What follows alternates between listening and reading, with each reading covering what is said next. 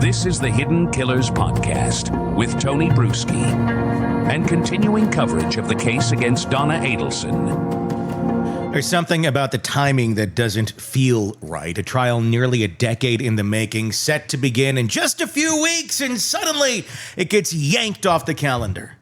Not because of a hurricane or a judge stepping down or COVID or some dramatic change in plea, but because out of nowhere, the state dumped an avalanche of new evidence on the defense's desk.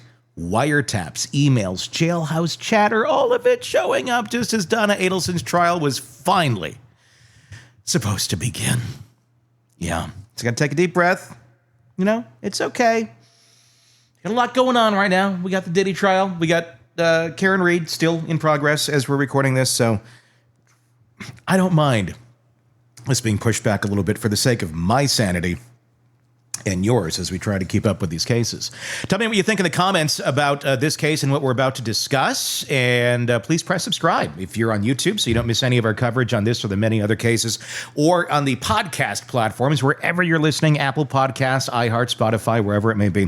Press subscribe over there too so you don't miss any of this. So let's continue on. On May 1st, 2025, Leon County Circuit Judge Stephen Everett granted a formal motion to delay Donna Adelson's murder trial. One that had been scheduled to begin on June 3rd. Wasn't a soft delay. It was a full pause on the most anticipated phase of a case that's already spanned nearly 11 years since Dan Markel was gunned down in his driveway in Tallahassee. Let's be clear here. This wasn't some delay tactic for the defense. This wasn't a stall. In fact, according to attorney Daniel Rashbaum, the defense team didn't even have time to prep for trial because they'd been buried under the weight of brand new discovery materials that came in during the spring. He told the court that instead of putting together the trial strategy, they'd spent the past several weeks just listening to wiretap recordings and combing through a staggering collection of newly discovered communications, reportedly more than 80,000 emails.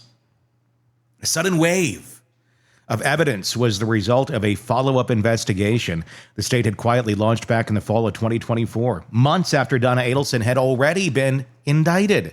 Prosecutors admitted in court that the investigation had led to this late-breaking batch of material, and while they were quick to say that no new charges were coming out of it, the implication was obvious. They believed this new information was relevant to strengthening their case on the charges already filed: murder, conspiracy, and solicitation in connection with the 2014 killing of Dan Markel. In the April 30th hearing, which turned out to be the final blow to the original trial date, the defense made it clear they were blindsided. Preparing for a capital case is intense enough under normal circumstances, but when you add tens of thousands of emails, fresh audio recordings, and the specter of possible jailhouse informant evidence being introduced at the 11th hour, the playing field shifts a bit. Suddenly, it's not about fine-tuning jury strategy, it's about survival. Rashbaum told the jury they simply couldn't ethically move forward without proper time to vet what was just handed to them. Judge Everett didn't fight the logic. While he didn't issue his ruling immediately during the hearing, he came back the very next day with a written order granting the continuance. In the order, briefly available to reporters before it was sealed, he made something very clear. This is it. Just like Kenny Loggins. This is it. Make no mistake where you are. This is it. The waiting is over. Okay, no, not quite that. Not quite like that. No karaoke for Donna Adelson. No more delays will be granted unless there's an extraordinary reason. And while the prosecution didn't object to the continuance, Everett made a point to say that pushing the trial back would not create any unfair advantage or prejudice for the state. That's important because it frames the delay not as a favor for the defense, but as a necessary step to ensure due process is intact. As of now, there's no new trial date. The original June 3rd date is gone. The calendar wiped clean. But what's not gone is the momentum. If anything, this delay throws more light on how volatile this case is. This isn't just a courtroom drama, it's an active investigation that seems to be evolving still in real time, even a decade after the original murder. Also important to note, This isn't just about volume. It's about timing. The defense had already been working on a pretrial motion when the wave of new material landed. Their argument was that the deadline to file pretrial motions had to be extended because there was no way they could adequately address issues like informant disclosures, wiretap admissibility, or impeachment material while sifting through this digital mountain.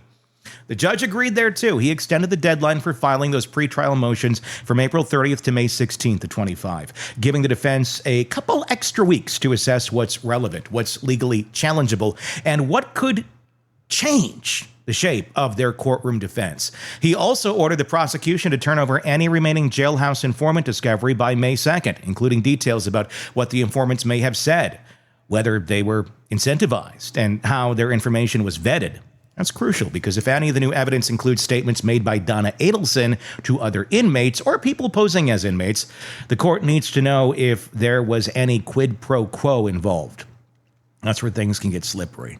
And the judge seems to understand that as well. What's unusual here is the sequence of events. Prosecutors receive a tip in late 2024. They run with it, and by early 25, they're dropping massive files on the defense while a trial date is already breathing down everyone's neck. The court's decision to hit pause doesn't just reflect a scheduling issue. It reflects how significant the new material may actually be. For now, Donna Adelson's trial is off the calendar, but the story isn't frozen behind the scenes. The defense is digging, the state is holding its cards, and the public is watching closely because when a murder for hire case gets rebooted with fresh evidence this late in the game, you have to ask, what exactly did they find?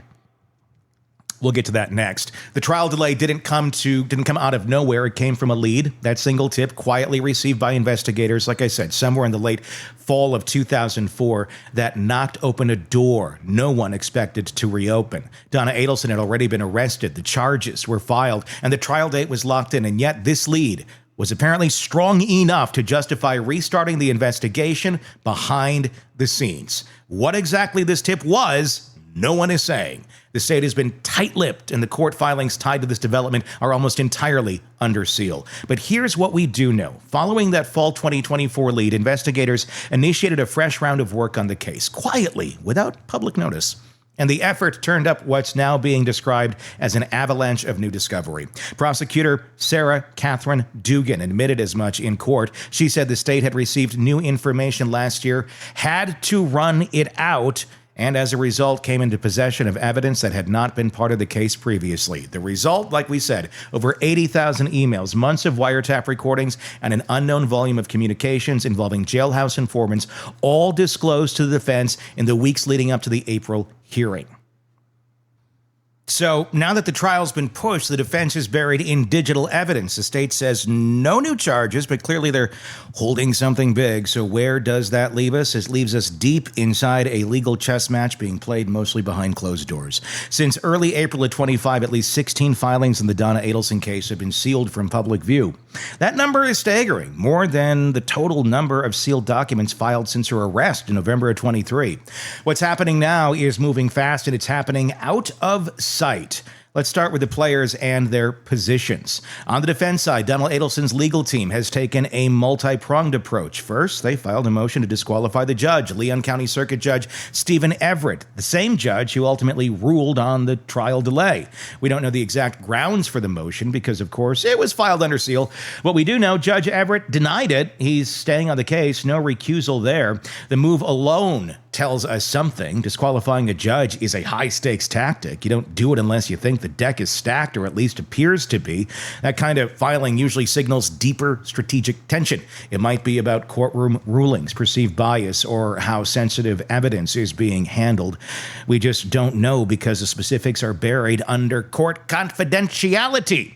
Next up, a motion for change of venue. The defense wants the trial moved out of Tallahassee. Again, the details of that request sealed, but the resolution or the reasoning isn't hard to guess. Dan Markel was a well-known figure in Tallahassee. The case has been followed obsessively by local media for almost a decade. Charlie Adelson's trial and his conviction played out in front of that same local audience. And Donna, her name, has been in the headlines since day one.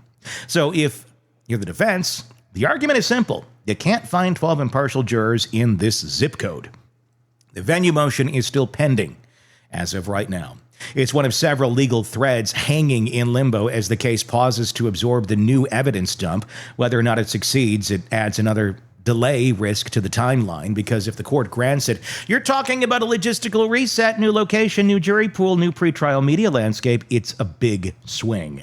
Meanwhile, the judge has quietly started resetting the legal calendar. With the trial date vacated, the court granted the defense's request to extend the pretrial motion deadline to May 16th, giving both sides more time to hash out what gets admitted, what gets challenged, and how the mountain of new materials fits into the legal framework of the case. And perhaps just as importantly, the judge gave the prosecution until May 2nd to disclose any remaining materials related to informants, a hard deadline for what's already a contentious issue. So far, no new trial date has been set. The June 3rd date is officially off the books, and while the court hasn't ordered a replacement date yet, expectations are pointing towards late 25 at the earliest, depending on how long it takes to resolve the venue question and vet the new material. But what's happening now beneath the surface is arguably more important than the courtroom calendar, the sealed filings, the sealed hearings, the sudden surge in secret motion practice.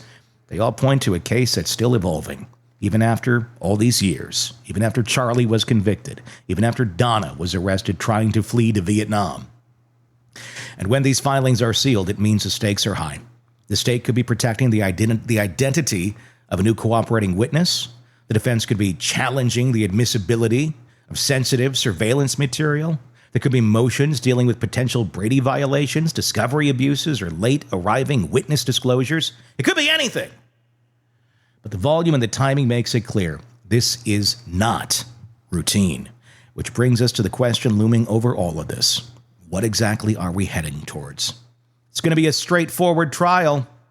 Or is this going to be a straightforward trial is more of the question of Donna Adelson for the alleged orchestration of her former son-in-law's murder. Or is it going to be something more, a legal reckoning that finally pulls the curtain back on who planned what, who knew what, and how far the cover-up may have gone? Tell me what you think in the comments section. Love to hear your thoughts on this case. Big delay. Late 25. Wonder if Wendy has anything to do with this. I mean, I'm just throwing that out there. I have zero idea. No idea whatsoever. It's going to be interesting, though.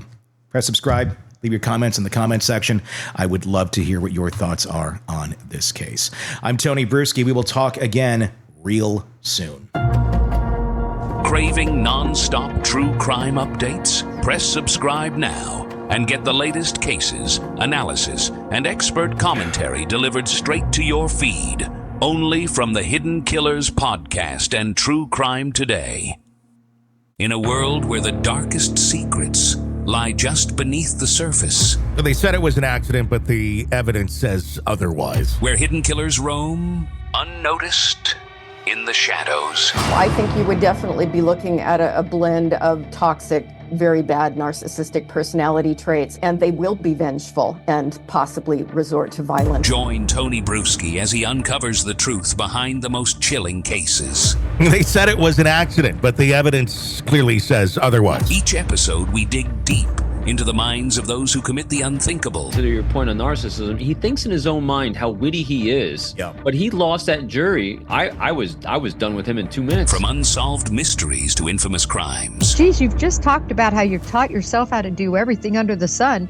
I bet you did a YouTube video, how to best kill somebody with a knife. Hidden Killers with Tony Bruschi takes you where few dare to go. How does someone with such a dark secret go unnoticed for so long? With multiple new episodes every single day. We're not just telling stories, we're seeking justice. Listen now on Apple Podcasts or wherever you get your podcasts. Just search for Hidden Killers with Tony Bruschi.